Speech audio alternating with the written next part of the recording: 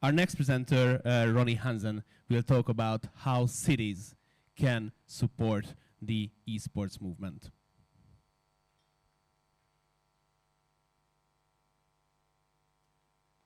Thank you. This is the clicker. Yeah. All right, thank you. Thank you very much for seeing me here. I'm very happy to speak a little bit about why cities invest in esports. So for those of you representing esports organizations or organizer in one way or another, we should have a few insights on how you can talk to cities. Oh, there it was. All right, I represent the Burson Cone & Wolf sports division. It's a company that specializes in sports and entertainment in the public sphere, so we work with host city outreach, event strategy development, and so forth. As we only have 15 minutes, I'm not going to do the normal sort of bragging about what we do and all the clients and all the stuff. I'm going to pass that, and then we're going to get to the good stuff. Big company all around the world, and we help entities like the LA Olympic bid and other about achieving their big events. We also help cities on acquiring their big events, both in the Middle East and Europe and USA. So every time there's a big event in Denmark, for example, where I'm from myself, we assist the Danish government in obtaining that event, making the negotiation and making sure that the event actually shows up. We also work with the city of Budapest, for example, so this is one of the reasons why we're so happy to be here.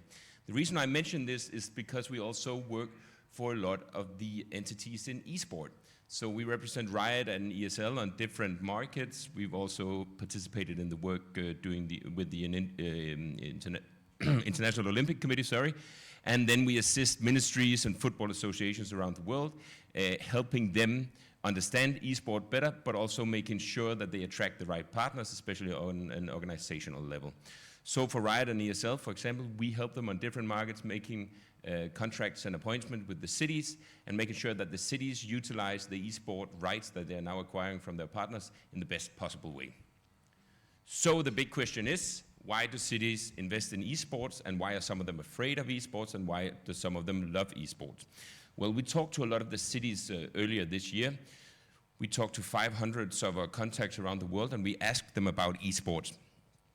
Everyone who wants these reports, I'm showing from a lot of different reports we did, they're all available, so if you want them, you don't need to take any pictures, just talk to me afterwards, give me an email address, and I'll send them to you. So we talked to the cities about what they thought about esport. This is 1 year ago. 57% of the cities said they had already been in contact with the esports business. And 50% of the cities said they didn't really care all the discussions a lot of people have, whether it's a sport or not. And 83% of the cities think that hosting esport will help them talk a little bit more to the youth. A lot of them thought that this would be the best way to talk to the youth, and 47, which I think is very, very important, thought that it would only be a year before they would host an esport event. So basically half of the cities around the world actually actively involved in hosting events, hosting sport events, hosting cultural events, thought that they within a year would host an esport event. This survey is 1 year old, so now we know that that didn't happen. But what was actually the reason for all of these cities not hosting esport events? Well, they say they need more information about the benefits of hosting esports. So that's us, everyone in the room. They think we're a little bit not too good about telling about the actual benefits. And then they have a lack of understanding, especially on the political level. Still, we meet a lot of politicians around the world who does not really know what esport is. So we as a business still have a lot of way to go to really let them know enough about this. So why do the cities that actually invested in esport, why do they do it?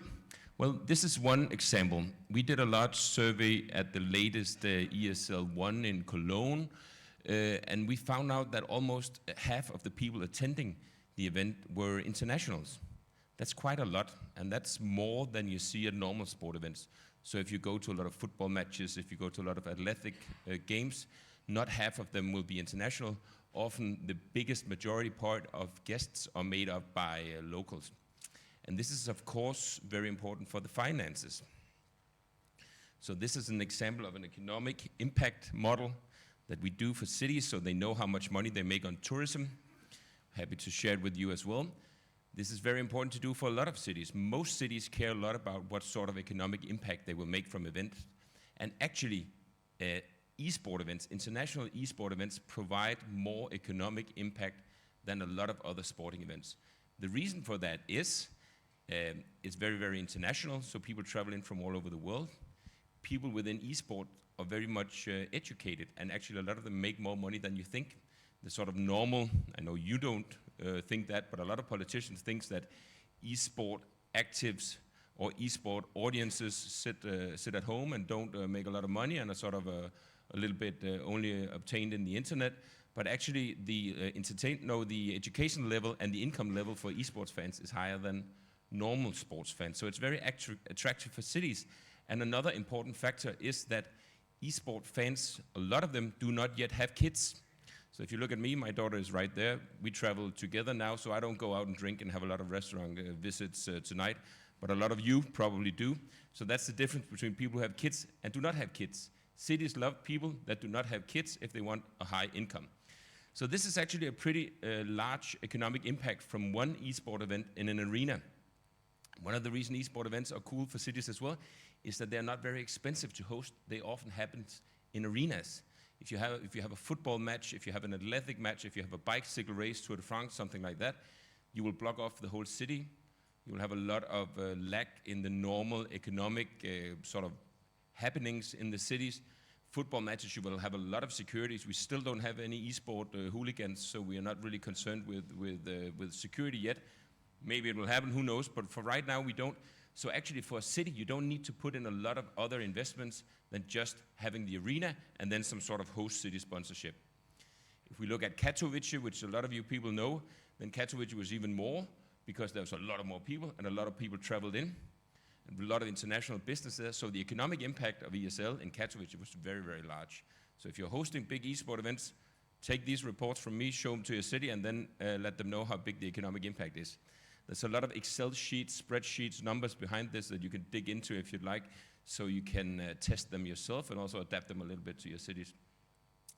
This is from the latest LAC in Rotterdam, in the League of Legends tournament there this spring. And I'm going to dig a little bit deeper into that because that is one of the other reasons why cities invest in esport. Because it's not just about economic impact. You can get economic impact from a lot of different places, from a lot of different events, but esport has some other things that are very, very important. This is the overall report that you can have, but let's just look at some of the things there. There's some really interesting things going on. First of all, we still have this gender gap, but every time we do a new survey, it loses like 2%. So more and more females. A lot of different countries. People travel in from all over the world to Rotterdam to see this event. Very few of them were Dutch. A lot of neighboring countries, Germany, Belgium, a lot of people from Scandinavia. So it's a very, very international event, which is always nice from a city to have a lot of people traveling in. Came in from all over the world, even Australia, Vietnam, and so on. This is very interesting. I don't know if I can pause it, but then I'll just talk. People within esport that attend these events are very, very well educated. And if you take these that are the ones above 25, a lot of them have bachelor's, master's, even PhDs. And even more interesting for a lot of cities is that it's within technology, it's within natural science, it's within all those educations that cities are lacking talents.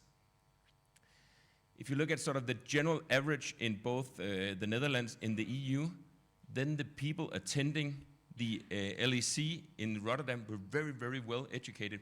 And Rotterdam, like a lot of other cities, including the city that we're in now, and a lot of Scandinavian cities, their biggest issues is that they can't attract enough talent. They don't know how to talk to the talent that are very much engaged in what we call STEM educations, natural sciences, chemistry, IT, coding.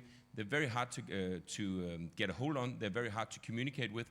And we can't find one other media than esports that helps cities connect with this exact demography. So this is a very important part of cities investing in esports, is that they use it to tell educated people that they should move to their city and work for their companies. That's the number one reason for cities investing right now. I'll give you some examples. So this is the city of Odense. It's the Danish city. The city built a big campaign about esport, and it's one of the sports they're investing the most in right now. They have a big issue.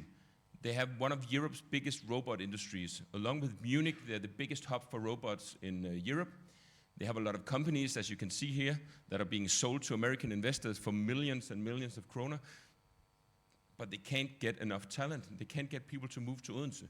So we ask the people there, the ones who are already there from the university who moved out right away, and we ask the ones who could get the jobs but didn't want them, why are you not going to Odense?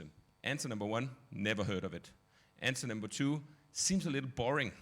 So there were of course one solution for that, and that was for Odense to engage with the ESL, become main sponsor of the Pro League, invest a lot of money in getting the city there, getting ESL there, but then become the main sponsor with this campaign, The Road to Odense, only to attract talent. So every one of you who sat at home and watched the Pro League were exposed to job ads, were exposed to suggestions to check out the jobs that would be in Odense if you were within one of these educations, the STEM education that were attractive. And if you invest in a Champions League game, if you invest in a World Championship in athletics, you will not become the main sponsor for this amount of money, and you will not talk to as many cities for the same amount of money. If you see a Champions League game, maybe you don't, if it's the final at least, maybe you don't even know where it's played because there's just a little city name in the beginning below. But in esports, you can still, for the right amount of money that are not too high compared to other sports, get a very, very good exposure. Even like this, in the main broadcast, the city was exposed all the way through. And they built a big expo around it and did job interviews in the city where people that had applied through the ESL's partnership would fly in or take the train into Odense and then be interviewed for job on site. It was, can we play this? Yeah, it was a very, very big success for them. And now they're doing it for the third year this December, and they had doubled the amount of local companies that are involved. All the companies are chipping in, and they're recruiting a lot of people from all over Europe, but also from all over the world through this. Of course, it helped that Astralis won the Grand Slam in front of a home audience in Denmark. That was quite extraordinary as well. But as you can see, they built up a whole recruitment expo around it, so you can try the robots, you can try the drones being produced in Odense, so you can try to code. And this is the way they're dragging new talent to Odense. It's only about investing in esports, and that's the way they do it. It's not because they love esports like a lot of other people. It's because they want to attract the talent that thinks esports is interesting. This is another example. This is from Copenhagen. When they were hosting the Blast Pro Series, they did a campaign that's being repeated this year called Copenhagen. So what they did was to sponsor the Blast Pro Series, do a lot of commercials about Copenhagen, and then have people participate in a competition about coding. And then when you competed, you could win all sorts of things, but in the back end, the city and their companies could see who were actually good at coding. So if you were a 19-year-old that were really, really good at coding, then you wouldn't just win a prize, you would also win a job offer. Because Copenhagen has a lot of issues attracting the right candidates for the technical jobs. And as you can see, we had a lot of exposure. And after this campaign, there were 31 people recruited for jobs in Copenhagen. Is 31 a lot of people? Well, I guess a lot of us in here would say it's not a lot of people. For the companies in Copenhagen, they think it's the biggest mega success they've ever had when it comes to recruitment campaigns. 31 highly skilled programmers from outside the world traveling in. Normally you say if you can recruit a highly skilled worker, it will be 500,000 euros within 3 years is what it's worth for the city alone, not for the company, just in taxes and so on. So it's a very, very good number. And they did it through this little video.